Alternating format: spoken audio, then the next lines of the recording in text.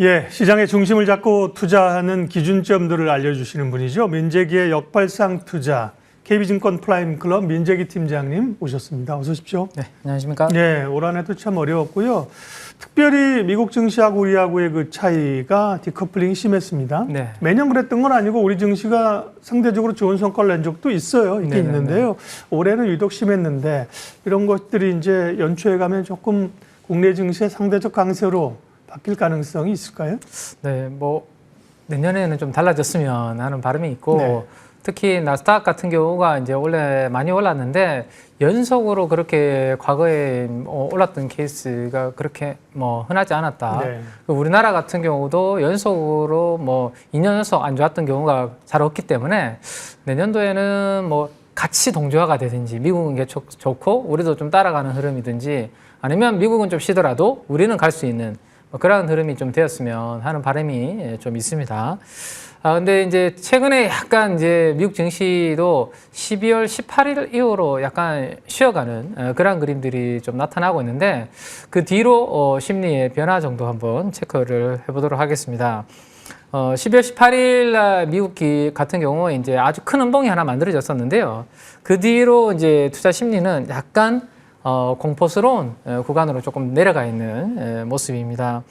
한 달 전만 하더라도 한 63 정도 수준에 있었는데 63이면 한 이 정도 수준입니다. 그러니까 시장을 낙관적으로 보는 투자자들이 많다가 최근에 연준의 스탠스가 약간 달라졌지 않습니까? 예. 네, 그러면서 투심이 왼쪽으로 약간 이동한, 좀 부정적으로 이동한 그런 부분이 있는데 참고적으로 작년에 이맘때쯤, 그러니까 1년 전에는 80일 정도 수준에 있었습니다. 아주 시장을 낙관적으로 보는 투자자들이 많았던 부분에 비하면 지금은 연말에 조금 주춤하는 그런 부분인데 올 한 해 미국은 열심히 달렸으니까요.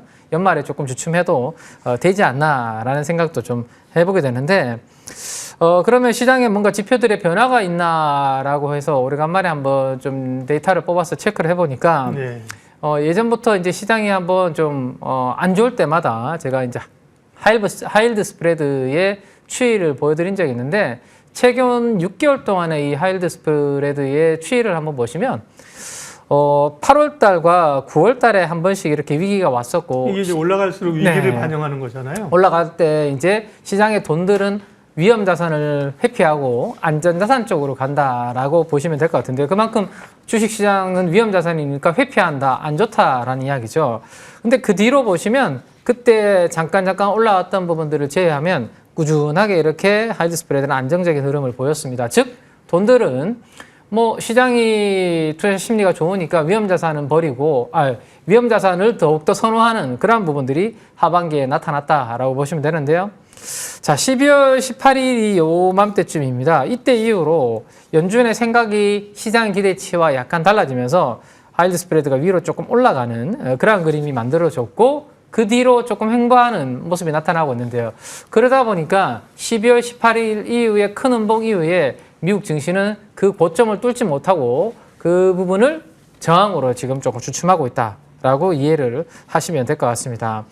1년 동안의 추이를 이렇게 뽑아보면 고점과 고점을 연결한 이 추세선을 지금 저항으로 내려온 상태에서 안정적인 흐름을 보였고 최근에 요 저점이 높아지고 있기 때문에 이 부분을 깨고 좀 내려와 주면 다시 미국 증시는 긍정적인 좀 위험 자산의 선호 흐름으로 갈 수 있고 만약에 내년도 연초에 3% 이상으로 다시 이게 내려오지 않고 올라가는 그러한 그림이 되면 상대적으로 연초는 기대보다는 조금 미흡한 흐름이 나타날 가능성도 있기 때문에 이 부분은 연말 연초에 한번 체크를 해서 변화가 생기면 제가 업데이트를 좀 해드리도록 그렇게 하겠습니다. 자, 그 다음에 또 하나는 이제 미국의 국채 금리가 너무 가파르게 상승을 하고 있는 부분이죠. 지난 주말에는 4.6%를 돌파했고 돈의 가치를 나타내는 달러 인덱스가 금리가 올라가다 보니까 달러 인덱스도 여전히 108선 위에서 이렇게 움직이는 그러한 그림입니다. 자, 오늘 우리나라 국내 증시가 양 지수가 모두 마감일 날 강세를 보이고 있지만 환율은 그렇게 강하게 내려오지 못하고 예. 머물러 있는 상황입니다. 그렇죠? 이게 이제 미국의 달러가 너무 강하기 때문인데 이 부분과 함께 우리 연말에 어떤 변화가 있는지까지 한번 체크해 보면서 당분간은 이 영향권에서 일단은 좀 놓여지는 부분들이 있다라는 부분까지 연말에 한번 점검을 해보시면 좋을 것 같습니다. 네, 투자자별 동향이네요. 네, 이건. 마지막으로 투자자별 동향은 방금 말씀드렸던 부분들을 뭐 수급에는 당연히 녹일 수밖에 없기 때문에 외국인들 수급이 여전히 살아나지 못하고 있는 그런 부분이죠. 그래서 달러 강세가 좀 완화되고 우리나라 원화가 좀 강한 흐름으로 좀 반전이 되면 내년도에 이 외국인 수급이 이제 반전이 되는지 여부 한번 체크를 해보도록 하고요. 연말까지는 제한적인 오늘 뭐 외국인들이 관망만 해줘도 시장은 지금 올라오고 있고 코스닥이 1,000억 정도 매수가 들어오고 있는데 이 부분으로 오늘 뭐 연말은 마무리가 되지 않을까 생각하시면 될 것 같습니다. 경기나 뭐 환율이나 외국인 매수 상황 이런 것들은 확인이 필요하고 시간이 걸리는 것고요. 특별히 이제 환율 불안이 여전히 진행 중이고 이게 경제, 주식시장에 부정적인 영향인데 다만 투자자 입장에서는 이제 고환율에 따라서 사실 수혜가 보는 섹터도 있지 않습니까? 맞습니다. 네. 그런 쪽의 대응은 어떻게 하면 될까요? 당분간 이게 환율이 내려오기 어렵다라면 오히려 거기에 수혜를 볼 수 있는 그죠? 4분기에 실적 호전을 나타낼 수 있는 종목들 위주로 섹터 위주로 한번 체크를 해주셨다가 내년도에 이제 실적과 관련된 이야기들이 시장에 많이 나올 때 그들이 움직일 가능성이 있으니까 미리미리 한번 점검을 해두시는 건 나쁘지 않다라는 생각이고 예전에는 우리가 환율이 뭐 좋을 때 자동차라든지 이런 부분들을 많이 봤는데요.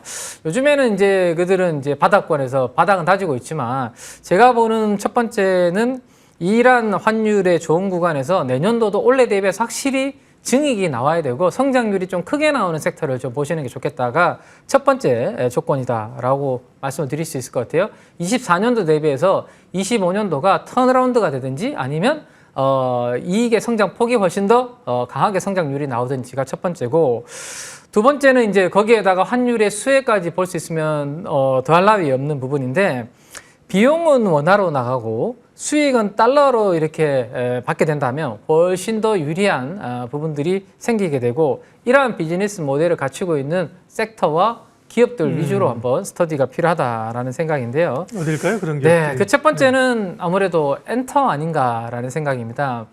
엔터는 뭐 내년도에 제가 키워드는 공연이라고 예전에 이제 한번 말씀을 드렸던 적이 있습니다. 공연이 확실히 과거 대비해서 BTS도 돌아오고 뭐 엔터 빅4에서 공연의 횟수 자체가 많이 증가하기 때문에 우리나라 공연이 아니라 특히나 북미 쪽의 지역에서 공연이 많이 늘어난다라는 겁니다. 그럼 이건 북미 쪽에서 공연이 많아지고 티켓도 판매하고 거기에서 여러 가지 응원봉이라든지 이런 것들이 많이 팔리면 달러로 팔리는 거겠죠. 네, 그래서 주로 달러로 판매 수익은 발생을 한다라는 거고. 그다음에 이제 아티스트한테 줄 때는 달러로 주지는 않을 거잖아요. 그렇죠. 네, 원화로 줄 거고. 원화로 이제 주기 때문에 그러네요. 그런 부분들이 있고. 그다음에 최근에 왜 우리 그 로제라는 이제 우리 아티스트가 해외에서 아파트 공연을 많이 하잖아요. 노래도 많이 부르고 방송도 출연을 하고 그런 부분들도 다 이제 달러로 수취하는 부분들이 있기 때문에 우리 엔터사들 입장에서는 전체적으로 나쁘지 않은 환경이 이 고환율 구간에서는 만들어질 수 있다 정도 체크를 해보시면 좋겠고 이 중에서도 빨간색의 수출 비중이 가장 높은 엔터사는 하이브가 가장 높고요.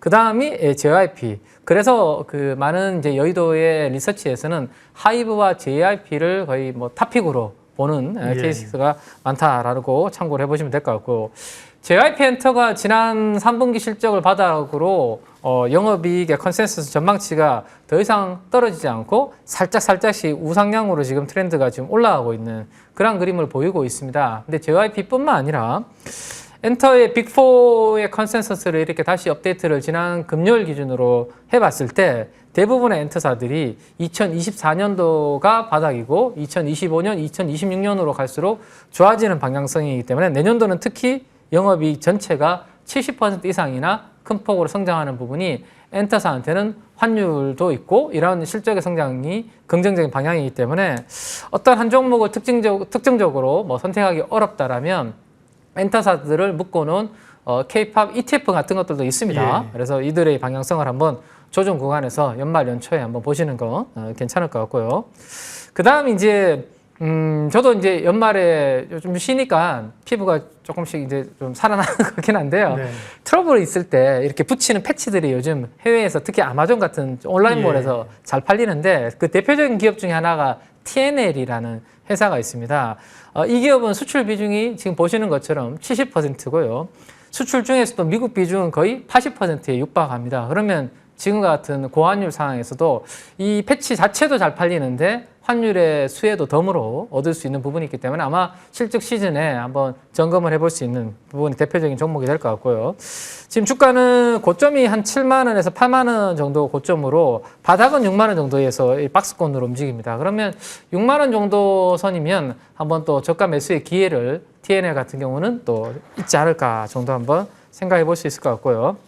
마지막으로 요즘 화장품 관련주들이 그래도 고환율 구간에서 수혜 예상되면서 주가가 좀 올라오는 그런 그림이고, 화장품의 대장주였으면 원래 실리콘2였는데 실리콘2가 최근에 바닥을 좀 잡아주는 모습인데, 해외 매출이 90% 이상이죠. 그중에서 약 40% 가깝게 미국에서 발생을 하고 있기 때문에 실리콘2 같은 이런 종목들도 수혜를 예상해 볼 수 있는 부분까지 생각을 해보시면 좋을 것 같습니다. 네, 엔터, 화장품 이런 것들이 이제 고환율 수혜주이고요. 그리고요. 예. 네, 그리고 이제 제가 가장 관심이 많은 섹터는 역시 에너지 관련된 부분인데, 네. 주말 사이에 보면 우크라이나에서 이제 러시아로 오는 이제 파이프라인을 연말에 끊겠다, 가스관, 예. 잠그겠다라는 그런 이야기가 나오고 있고, 푸틴도 새로운 이제 가스 수송 협정 체결은 어려울 것 같다 이런 이야기하면서 네. 지금 유럽의 가스 가격이 급등을 하고 있는 그런 부분입니다. 그러면 결국에는 미국에 있는 이런 이제 LNG 터미널이라든지 수출은 가속화될 가능성이 높다라는 생각에